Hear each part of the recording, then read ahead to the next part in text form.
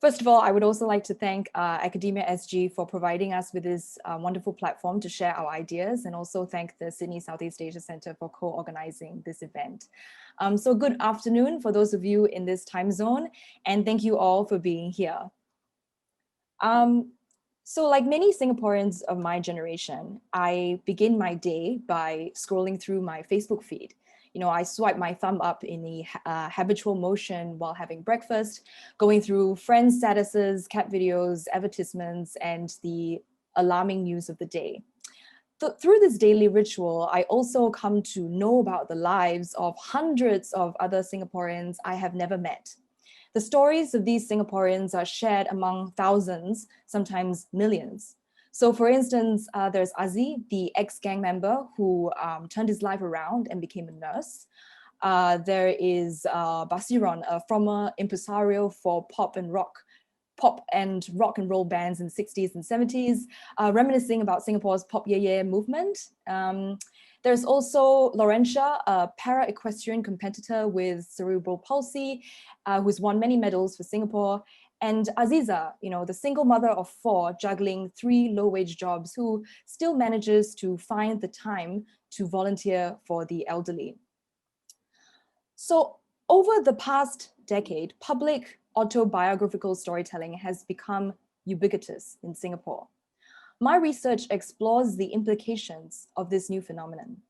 I argue that Singapore has become what I call a storytelling state, referring to the nation's newfound interest in a very specific form of narration, where affective, bite-sized pieces of consumable lives multiply through and constitute the nation's mediascape. So mediascapes, as theorized by Arjun Appadurai, tend to be image-centered, narrative-based strips of reality. And what they offer to those who experience and transform them is a series of elements, such as characters, plots, and textual forms, out of which scripts can be formed of imagined lives. They help to constitute narratives of the other and proto-narratives of possible lives, fantasies that could become prolegomena to the desire for acquisition and movement. So in my research, I ask, what kinds of possible lives are imagined in the storytelling state? What dramaturgies, characters, plots, and scripts emerge, and to what ends? And how is this desire for acquisition and movement performed through bodies in motions and emotional bodies, giving accounts of themselves? And finally, what are the consequences of this phenomenon for Singapore? So as I see it, there are 3 important aspects to how the storytelling state manifests in Singapore.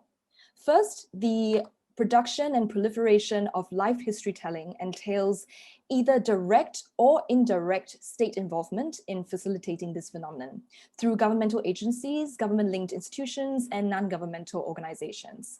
It is important to note that not all initiatives are top-down.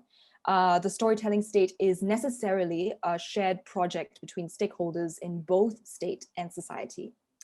So secondly, autobiographical storytelling in such a state never comes in the form of a single sustained account of a life, but are composed of clusters of different short accounts surrounding a certain theme, project, or campaign. So as such, there is an impression of a multiplicity of perspectives.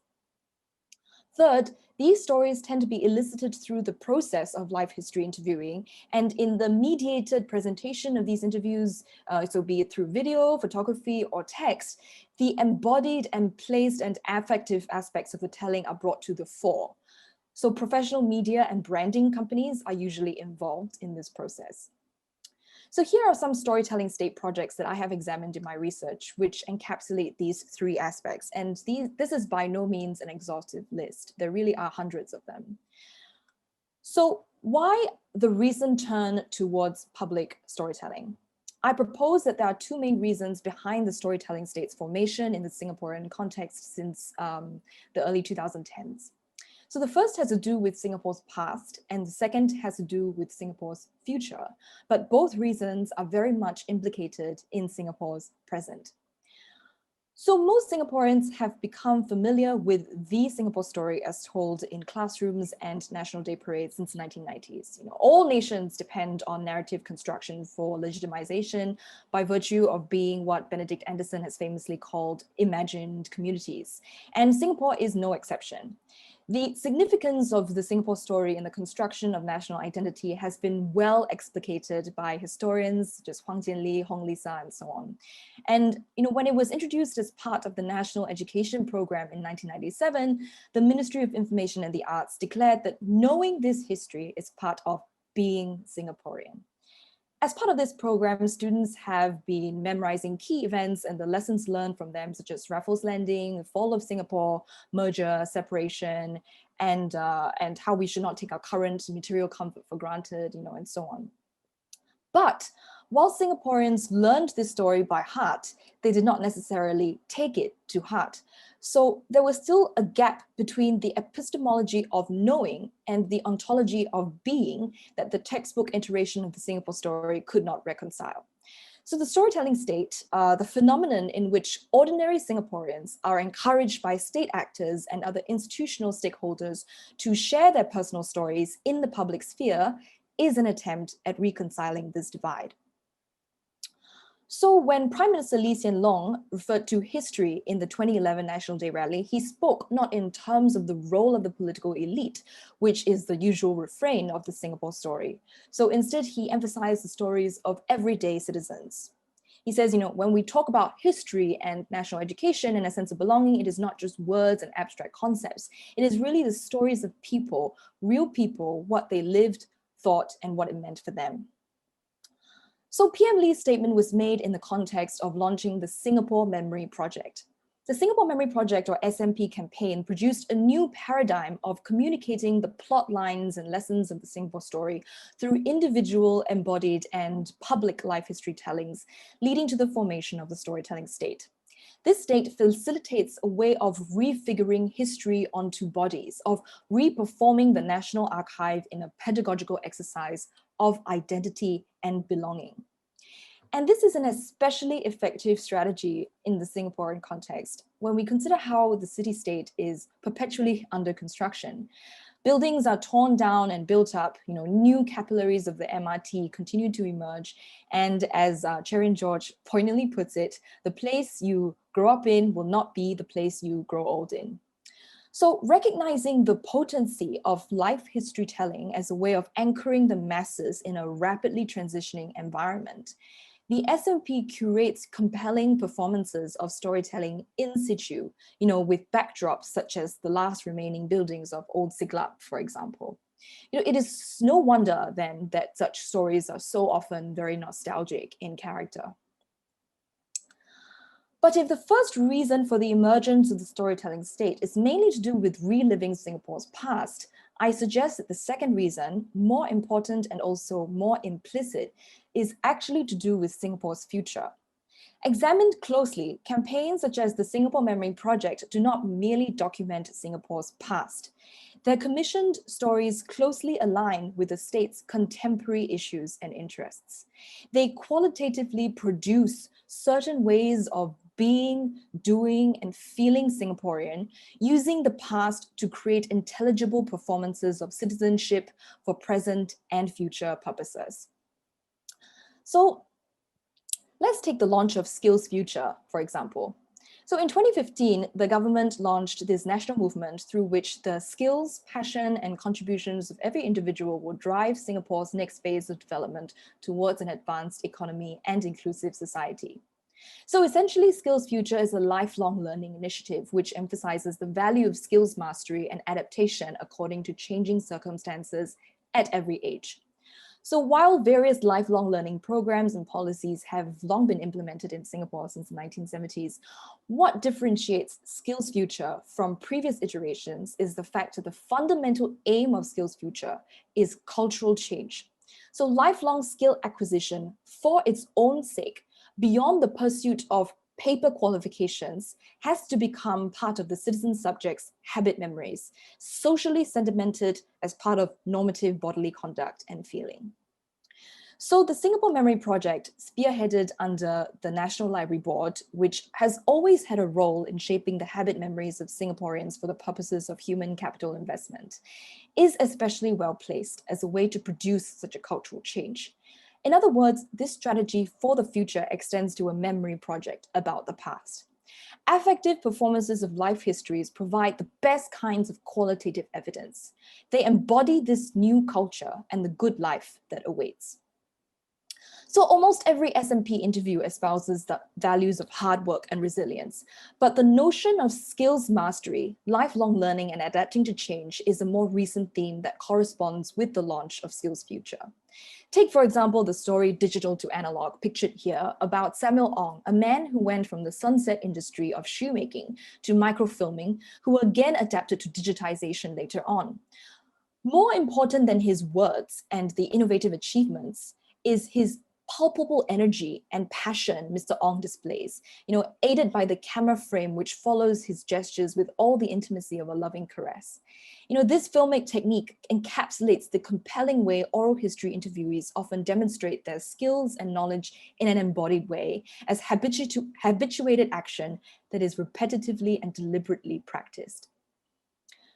Skills Future is not the only governmental campaign corresponding with the storytelling state. There's also, for instance, the branding campaign Passion Made Possible, and more recently, Singapore Cares. Again, the stories here are characterized by three aspects. Firstly, direct or indirect state involvement. Secondly, produced en masse or in clusters. And thirdly, elicited through video oral history interviews by professional or semi-professional media creatives or companies. So taken together, these stories mark a shift by the state to include qualitative evidence as a communicative strategy. Prior to the storytelling state, the tenets of meritocracy, multiracialism, and global capitalism have been very carefully maintained through policies which were implemented with what Chua Beng-Huat has very famously termed as an instrumental rationality. So under this instrumentality, only so-called concrete evidence of a statistical type and no qualitative or soft evidence or in-principle arguments are recognized by this pragmatic government. So at first glance, the softness of storytelling with its amorphous, incalculable effects seems incongruent with the state's pragmatic ideology. Singaporeans are increasingly exposed to stories of other Singaporeans leading decidedly unpragmatic lives. They become boxers, dancers, bird watchers, buskers, and so on. Or they publicly embrace emotions and affects that don't normally fit in a bureaucratic and pragmatic society, such as nostalgia and compassion. Yet the state has put a considerable amount of time, effort, and financial capital towards the circulation of such stories. So upon closer inspection, the storytelling state proves to be another extension of pragmatism, only through different means.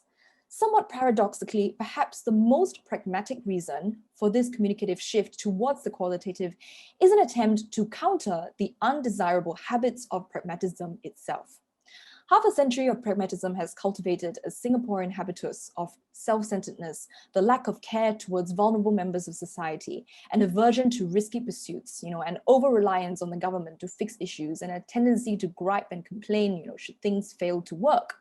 And the storytelling state prompts everyday Singaporeans to personally testify against such a transactional culture, which hinders social cohesion and responsibility, damages Singapore's public image, and therefore compromises tourism, investment, entrepreneurship, and social welfare.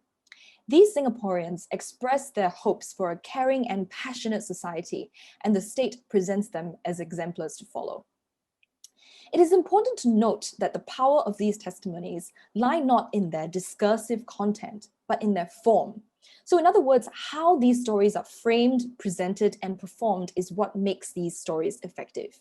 The proliferation of these stories on our social media, in shopping mall screens, on train platforms, and so on, cultivates what Lauren Belant would call an intimate public. Belant conceptualizes an intimate public as an achievement and a promise that places it at the center of what it means to belong to and live in a world. The intimate public's consumer participants are perceived to be marked by a commonly lived history, she says. As narratives and things are deemed expressive of that history while also shaping its conventions of belonging and expressing the sensational embodied experience of living as a certain kind of being in the world, it promises also to provide a better experience of social belonging, partly through participation in the relevant commodity culture and partly because of its revelations about how people can live. So feeling is central to the intimate public. We consume stories about how other people live to feel like we belong. And at the same time, to feel like we belong, we try to achieve the lives of the people in these stories.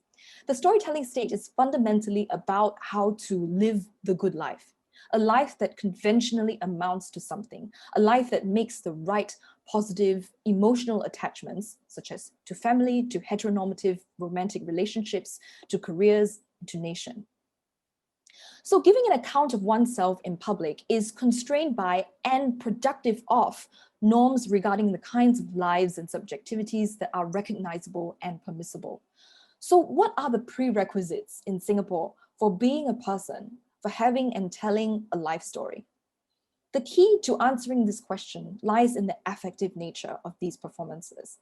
I use the term affect here to denote the intercorporeal, the felt, the sensuous experience of affecting and being affected within a social world.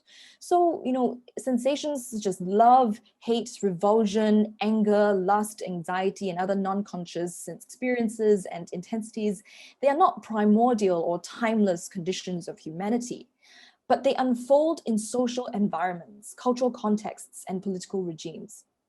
So while the manifestation of affect has always been very important to the Singaporean historical imagination, it is particularly vital to the storytelling state.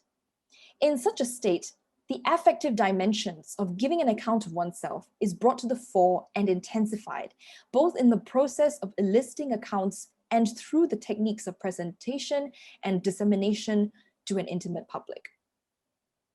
Taken together, the endlessly reproducible dramaturgical structure of audiovisual life histories is in itself an affective expression of what Raymond Williams would call structures of feeling, which gives a historically distinct, emergent, and felt sense of a generation or a period of time. Structures of feeling demarcate normative boundaries of what Ali Russell Hochschild would call feeling rules, conventions of feeling the appropriate emotions given a certain situation or context. The storytelling state sets implicit boundaries on what emotions Singaporeans should be feeling, and accordingly, this translates onto limits to what Singaporeans should be doing, the actions that they should undertake in order to feel a certain way. So just as the Singapore story itself frames historical anger, in the form of riots and protests, for instance, as cautionary tales of transgression and divisiveness, Singaporeans in the storytelling state perform positivity, hope, and happiness even in the face of struggle by overcoming challenges against what seems to most as insurmountable odds. Conversely, the dramaturgical structure of these stories foreclose other kinds of stories and other kinds of affects and emotions. In the mediascape of the storytelling state, there is no room for anger or perceived negativity.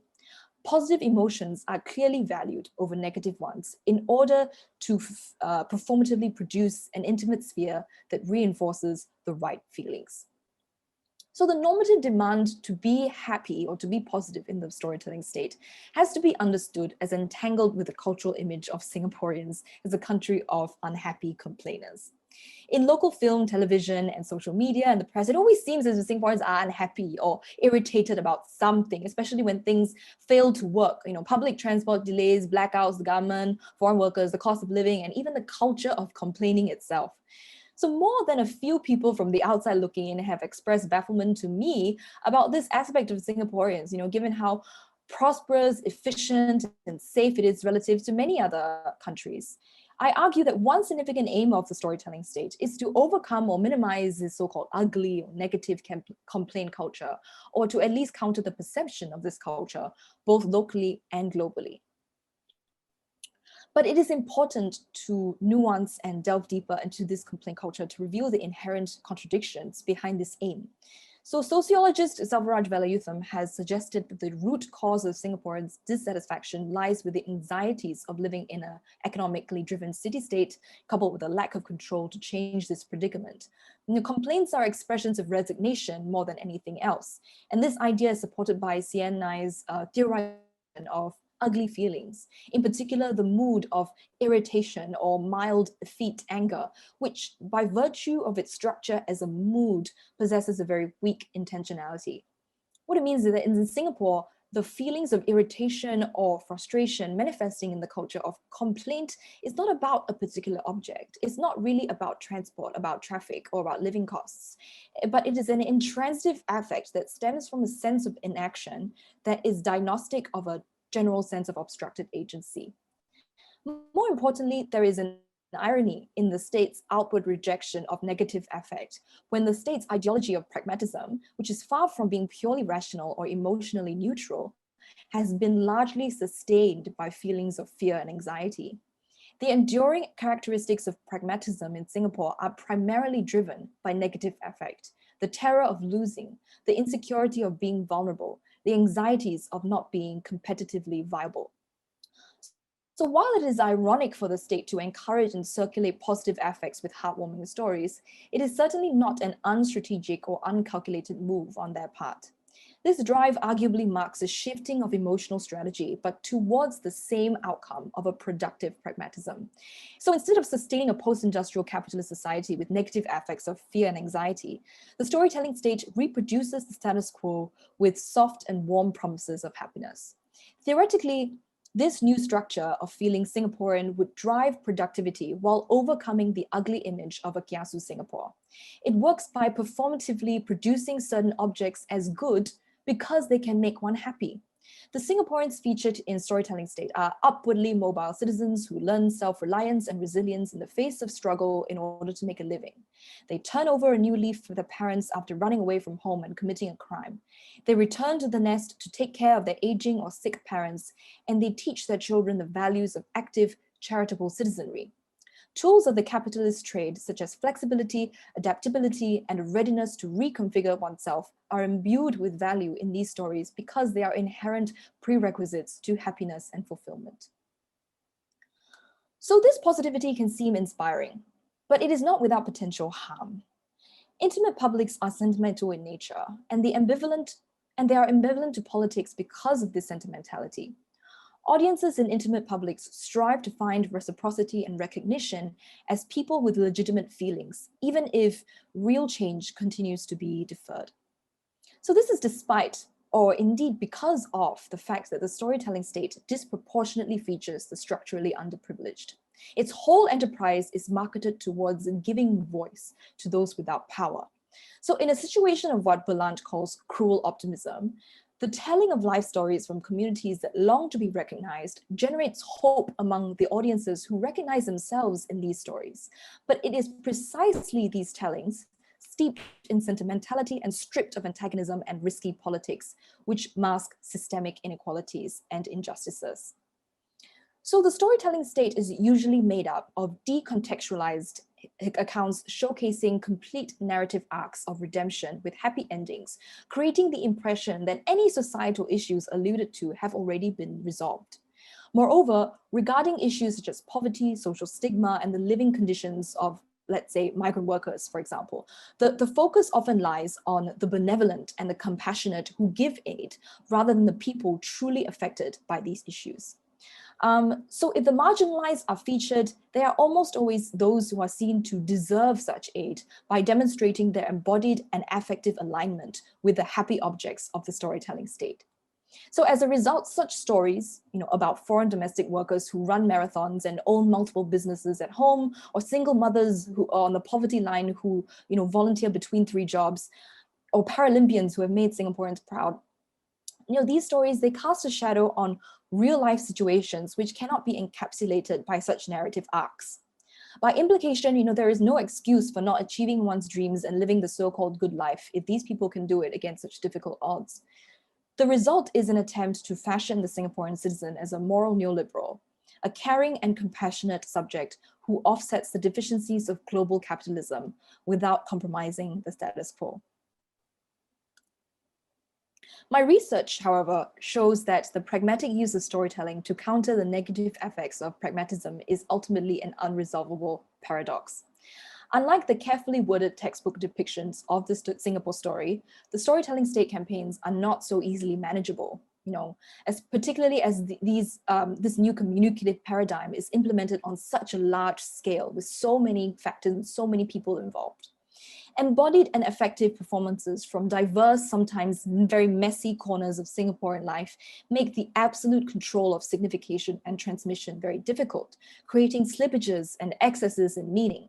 They can insinuate the inherent inconsistencies and contradictions of the ideology of pragmatism, reinvigorating debates and discussions about its relevance. Storytelling projects are currently allocated generous amounts of funding, and some pockets of civil society have capitalized on this to present stories that subtly tweak the form of the storytelling state's apparatus while ostensibly retaining most of its substance. This is done, for instance, by including crucial contextual knowledge, refusing to end stories with unnuanced positivity, and or referring to structural problems, despite overall adhering to the storytelling state's sentimental performative mode. So the project Between Two Homes, for example, about the former residents of Dakota Crescent is one instance, and I very encourage you to visit their website, which is pictured in this slide here. As the storytelling state continues to encourage moralities of care and compassion, even towards neoliberal ends, it becomes harder to dampen conversations about poverty and inequality in Singapore in the public sphere without seeming contradictory. So in my work, I have taken seriously the idea that cultural meanings and critique can be accessed if one investigates how the performativity of norms materializes into performance and back again. So unlike what is generally in the case in performance studies, my analysis does not make clear distinctions between normative and subversive performances, or between different kinds of performance paradigms within cultural, technological, organizational, governmental, and financial domains. I believe performance research can no longer afford to make such distinctions to be effective and relevant, even or especially in the context of storytelling practices.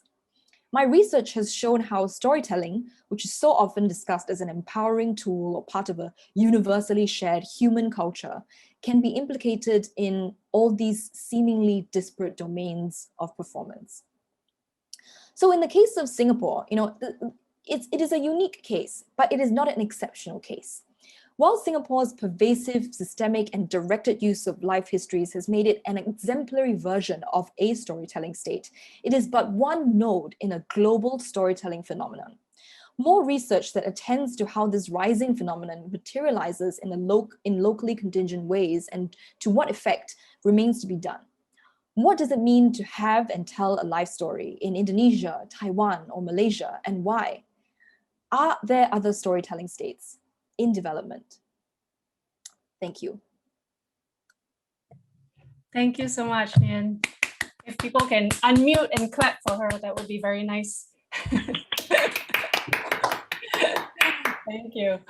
Thank you. That was wonderful. We're going to turn now to Charlene Randadran, who is assistant professor at NTU, as well as co-director of the Asian Dramaturgs Network. And Charlene will now give her commentary on Nien's presentation. Over to you, Charlene. Thank you so much, Yuyan, and thank you, Nien.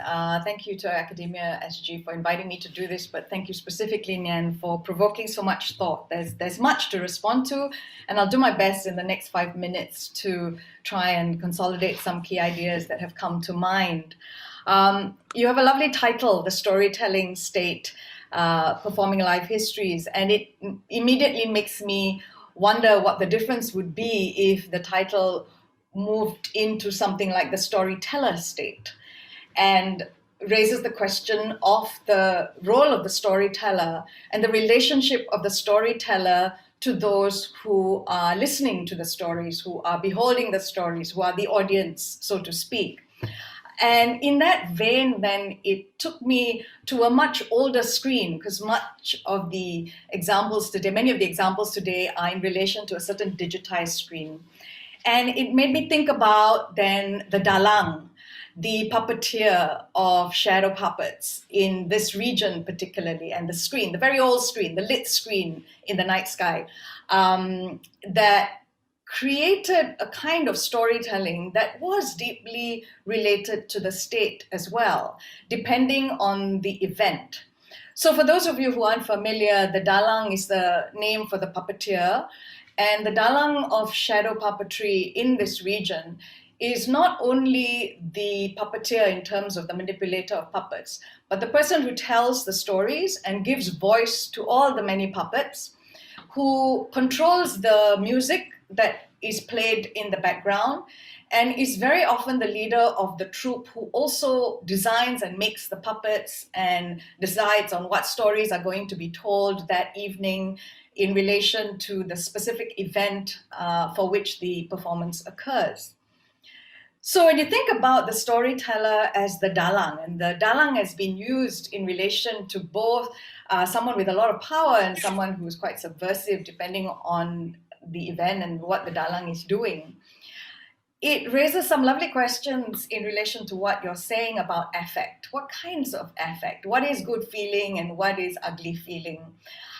Because the dalang switches very quickly from one kind of voice to another.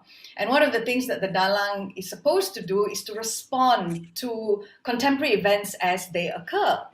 And the characters that are created to do this are very often the ordinary day-to-day life characters who are not from the mythical realms of the legends. Yeah, they are ordinary people who become jesters. Sometimes they have magical powers as well. And it made me think about what you were saying about these ordinary lives and these everyday lives that are curated and staged in certain ways in order to create certain kinds of affect. You gave the example of Mr. Ong.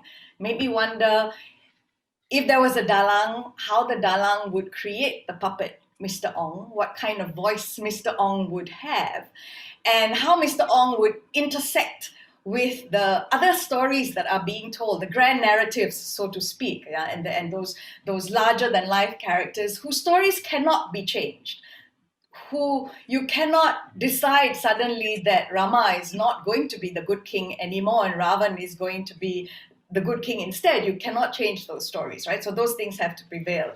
But an everyday character could then intersect. And I guess in the Singapore context, the Kumars and Najib Alis and Patricia Mocks, who operate in that realm of humor, very sharp humor, very kind of piercing humor, where the kind of laughter, because you raised laughter, which I think is really important, the kind of laughter is potent and it's disturbing and it's discomforting rather than a kind of very comforting laughter, creates curiosity. And I really like what you're saying about what other kinds of stories then, what other kinds of questions emerge from these stories and where will they go? What other kinds of affect then are made possible in the alternative responses or readings to these stories and how they go from there. So I'll end there with that question that you raised as well. What are the untold stories and what are the untold or unspoken characters that perhaps a different kind of storyteller dalang might bring to life? Thank you, Nien. Thank you so much, Charlene. Thank you very much, Charlene. I'm going to maybe invite Nien, if she would like, to maybe say a few things in response, since Charlene has given such a rich commentary, but very briefly. And then to anyone else who would like to, in the audience, who would like to ask a question, could you put in a chat box just +1, and then I will, call on you accordingly. I think because we started a little bit late, we're going to probably take maybe 10 minutes after, if that's okay with people. And if people need to leave, of course, you are welcome to do so. Yes, please do. Yeah. Okay. Thank you. So Nien, would you just like to quickly respond before we take questions from the audience, or would you prefer to move on? Yes. I just want to say thank you so much, Charlene. I mean, your analogy or your explanation of dalang is really quite thank you for giving this historical context as to how storytelling storytelling is not ahistorical, right? It's not the same. It emerges through a kind of a long history. And what you've described really just made me think about how, especially how you talked about the comedians in Singapore, how other forms of performance practices in Singapore have also tried to combat the idea of the storytelling state, kind of subliminally, even if they don't know that such a state exists, they kind of combat the idea that, you know, there's always a happy ending, or there's a unified, authentic self, you know, such as, for example, let's say even graphic novels like Sonny Liu's The Art of Charlie Chan Hock Chai, which is also actually a life story, but it is presented in such a way that makes it clear, you know, the fictive nature of telling a story, the fictive nature of constructing history. And so, yeah, so that is why I think it is also very important to talk about other performance practices, but we didn't have much time to do so today. Thank you, Charlene. Great, thank you. So I see two questions. I'm gonna invite both of them to ask their questions first before I hand it back to Nien. So a question from Ian and then Nazri, please. Ian, go ahead. All right, thanks. Thanks for your very interesting presentation, Nien. So I'm wondering about another sort of life story that we sometimes hear. This is reflective of my bias. So when you look at Parliament, and often these anecdotes we get told, right, about how somebody does something so terrible, or somebody's trying to make use and exploit the system, those seem to be quite common as well. But it takes a different tone from the kind of life stories that that you've been highlighting. So I'm wondering how these different kinds of tellings of life stories interact, and what sort of different roles they play, because they both exist simultaneously. Yeah. No, that's my question. No, dare I ask, like, what can you think of an example Oh, of a parliamentary? so the very recent one, right, about Trace Together, how you know, you have some murderer out there, and so you need to have all this contact tracing of individuals, such that you can track down the murderer and make everyone safe. You know, that kind of thing. Yeah, actually, storytelling does exist in all of these platforms, and including, you know, National Day rallies and things like that. And I think in terms of, I think it's what is telling, what connects them, I think would be the idea of affect, what I've just described. And in this case, the story here is to kind of instigate a kind of a fear. Again, it is the idea of fear. But actually now more and more, there are more stories, you know, how politicians utilize affect in Parliament or in rallies and speeches is quite telling. Sometimes, you know, when for example, Prime Minister Lee Hsien Loong describes a life story of somebody, you know, he actually tears up and he actually cries. So it is kind of that we are actually, for a nation that is so, that seems to be so unemotional, you know, that Gallup survey that actually prompted a huge storytelling project. The Gallup survey that said that Singaporeans are very unemotional, are very unhappy, and so on. For a nation like, with that kind of reputation, we have, you know, our first interview that as a nation, Lee Kuan Yew was a huge outpouring of emotion, of affect.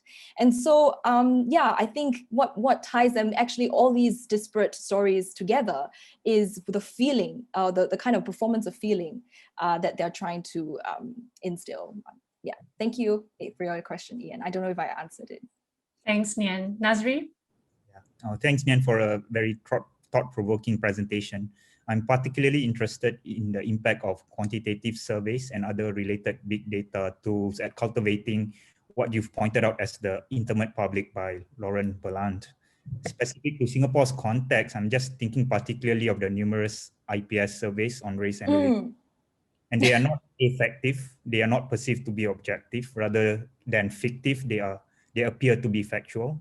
And do you see them as reproducing stories about Singapore, even if these do not fit into the literary theatrical framework you've proposed? And how would you read? Oh, absolutely. Yeah, just a few Yeah. more, all related question. How would you read this as part of the storytelling state or the storyteller state, to use Charlene's phrase? And if they do, what kind of stories are they telling? And are they telling a single story? Are they telling disparate story? I know there's a lot there, but I'm just... Yeah, but good question. Thank you so much, Nazreen. Thank you for coming. So IPS, that's interesting. Actually, but the IPS surveys and the idea of surveys and quantifying, the whole Gallup surveys also was like people knocking onto doors and asking, hey, do you feel happy? Do you feel sad? These are the kinds of methodologies that these surveys employ. But interestingly, I came across one IPS survey about the history about how Singaporeans perceive their history and what kind of events are memorable to these Singaporeans. And one of these events was actually Lee Kuan Yew crying on national television. And it's not, so interestingly, it's not about the signing of, the Declaration of Singapore's independence. That is actually the actual event, of what happened. So let's say that's the more factual kind of way to signify what happened. But they used the dimension of that event, the image of Lee Kuan Yew crying, like I said before. So like what you said, these surveys are actually quite interesting, and they kind of are produced and produce themselves a way of understanding the Singapore story. And if you want to think about the qualitativeness, for example, the quantitativeness of the Singaporean state, Singapore storytelling state, it actually began as, and it continues to be, quite a quantitative endeavor, even though it seems quite subjective and all that from the outset. It's very when Singapore Memory Project first started, for instance, they used a lot of graphs. They wanted to collect 5 million memories, 5 million stories from Singaporeans. And so they set out to do this by measuring, they have a lot of graphs in their reports and their journal articles about how memory can be quantified, what counts as one memory, and all that sort of stuff. So they really did not have an understanding of how memory is not static. It's a very dynamic kind of entity. It's not something that can be measured. So and because of this, the very pragmatic way they went about collecting these memories. For example, they asked Singaporeans, so for each story you share in these SMP carnivals, you will get one free gift. You will get one free token and things like that. And so they actually undermined their own participatory endeavor by introducing all these transactional qualities to their collecting enterprise, the storytelling enterprise.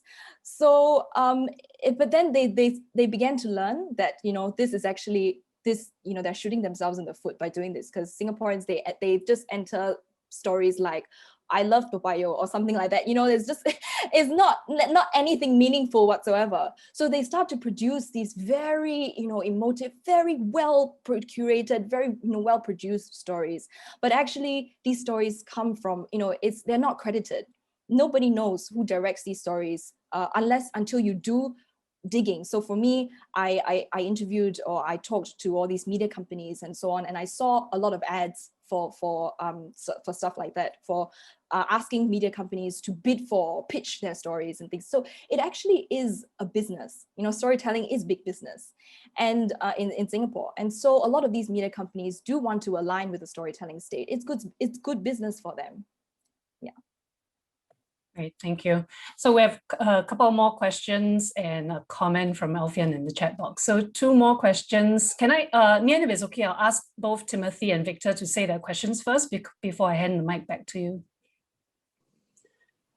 Great, thank you so much. This was really interesting. I think I do very much feel interpolated by the storytelling state in terms of affect, for sure. I'm curious to know, and then you kind of indicate or kind of allude to this in some earlier parts of your talk, but what do you think is the connection between kind of state storytelling, so for example, your quotes from like PM Lee and so on, as well as more grassroots efforts that I've seen on Facebook and social media. So like, I'm thinking like Our Grandfather's Story. And I don't know if like Can Ask Me is part of their series, but those kinds of things, like what is that connection? And if we could just ask another quick question, which is about, so you said that the storytelling is in some ways to resist some kind of like the negative effects of pragmatic ideology, which we know, is very strong in Singapore. So yeah, if you could just expand a bit more on that. Thank you. Yeah, and I think, Nien, if you can have a quick look at Alfian's comment, I guess it's a little bit related to Timothy's question about sort of state narratives, but also sort of these alternative stories that are produced by others, right? And how those, I suppose, intersect or interact, and then who gets to dominate the story.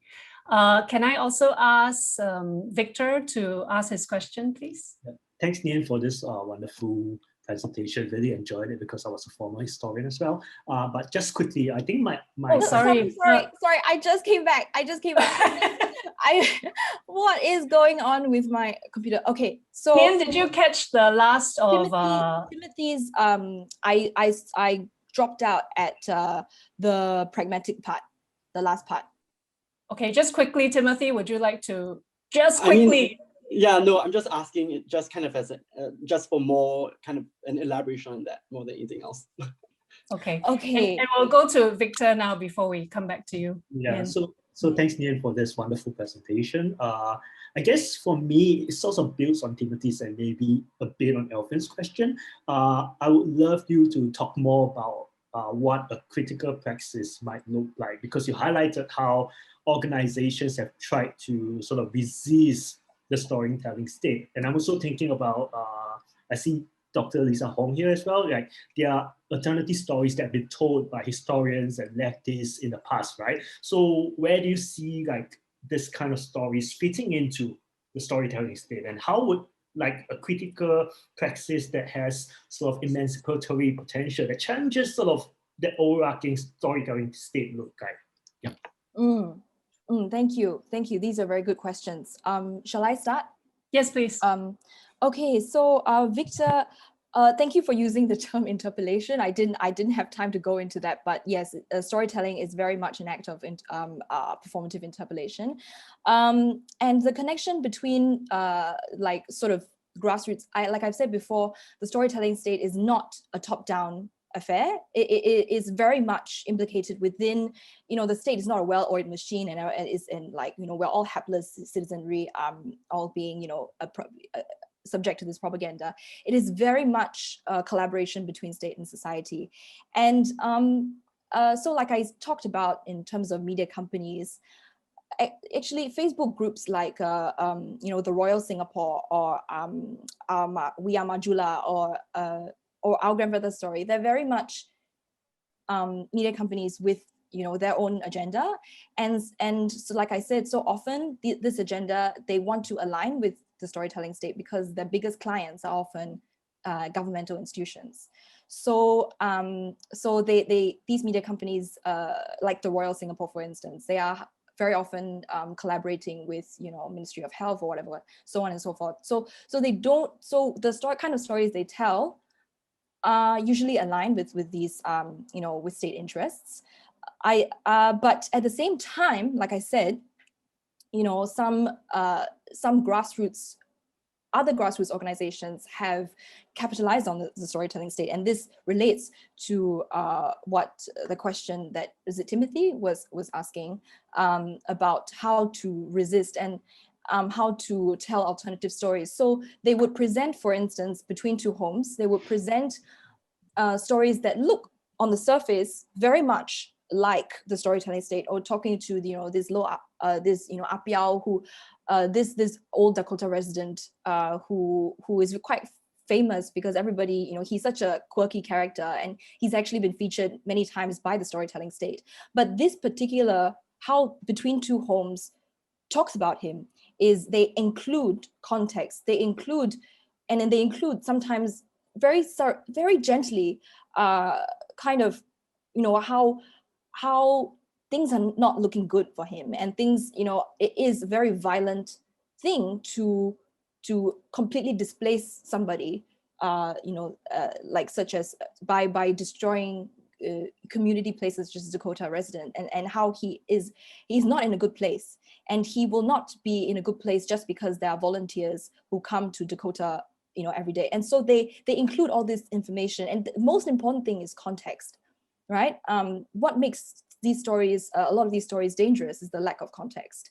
So this is one way that some grassroots organizations have managed to use the intimate public that the storytelling state has produced to kind of surreptitiously include their own. So like things like migrant workers, for instance, migrant workers have now been, are very much part of the storytelling state's agenda. They want people to accept these, these workers, so they want to show them, tell their stories and things like that. But now migrants themselves are using the storytelling state apparatus to say, hey, I want to tell my stories my own way. I don't need your professional media company to come and film us, telling or interview us. I want to say it in my own terms. So, this creates more space for rights-based discourses that otherwise, would not, it used to be quite taboo in Singapore. So I guess that connects to the critical praxis notion that Timothy was talking about. But there are several ways that we could resist the storytelling state, or we could, one of them, for example, what I've discussed, is to capitalize on it, but also capitalize in the sense of also financially, because storytelling projects are granted a lot of funding nowadays, but there's also a way, for example, to just not participate in the intimate public altogether. It's not to, we can choose to just not participate. What we can engage in, what Wendy Brown has called freedom silences. Just be silent. Just don't get interpolated if you want to. So just avoid that. Or we could create works such as Charlie Chan Hock Chai or Tam Pin Pin's In Time to Come. These works avoid or eschew narrative altogether, just precisely so that we veer away from this desire for narrative, and create a new kind of critical way of looking at the world around us. Yes, and the Aware podcast, Anasri, which is an excellent, by the way, saga. So that podcast is very, very clear about the nuances of oral history interviewing, and is very in depth in the sense that it's not decontextualized. It will always continue to say, please take into account that these are subjective accounts, that we have tried to reach the other side, but they have not responded. So they are very upfront. The problem with a lot of storytelling state projects is that they are not upfront, they're not transparent about who is doing the interviewing, what they're doing the interviewing for. Yeah, and so they kind of erase the role of the interviewer or the company, the media company, for all the state campaign as a co-constructor, co-creator of the story. This is not your story, really, when you are in a live history interview, no matter what it is always a co-creation process. So I have lost Alfian's question because I got kicked out. Oh, shall I read it to you? Well, I think I should read it anyway, since I guess the people on YouTube or Facebook wouldn't be able to see the chat. So Alfian says, I wonder though about MSF's habit of challenging particular, quote, sob stories and reducing these stories to a case file that, quote, exposes the teller as a confabulist.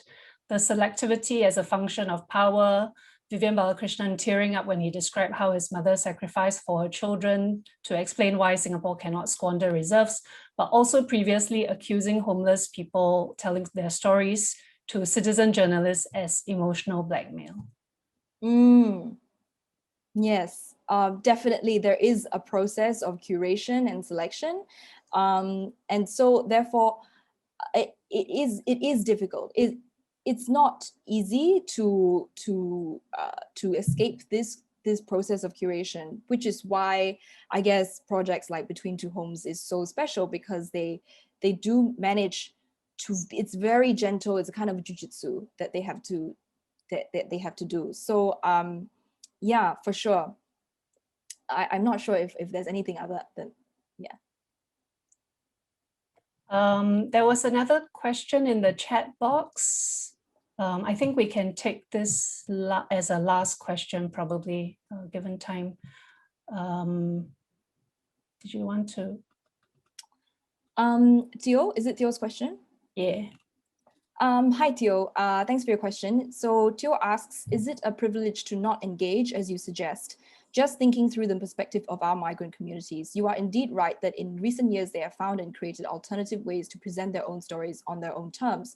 But to the extent that participating in the state-mediated mainstream narrative, example, in the CNA docu that Subhas was working on before it got cancelled, may be a way for them to stake a claim on the central narrative space of the city, it's hard to suggest to them to not participate, because not being allowed to participate is the default. Yes, absolutely. I think when I say don't participate, I'm referring to those who are doing work that don't require like your voice, that they're just doing work very quietly on the sidelines, that, you know, they don't want, if you don't want to be interpolated in storytelling state, if you don't want a microphone shoved in your face, then sorry for my blunt way of saying it, but then this is one of the choices.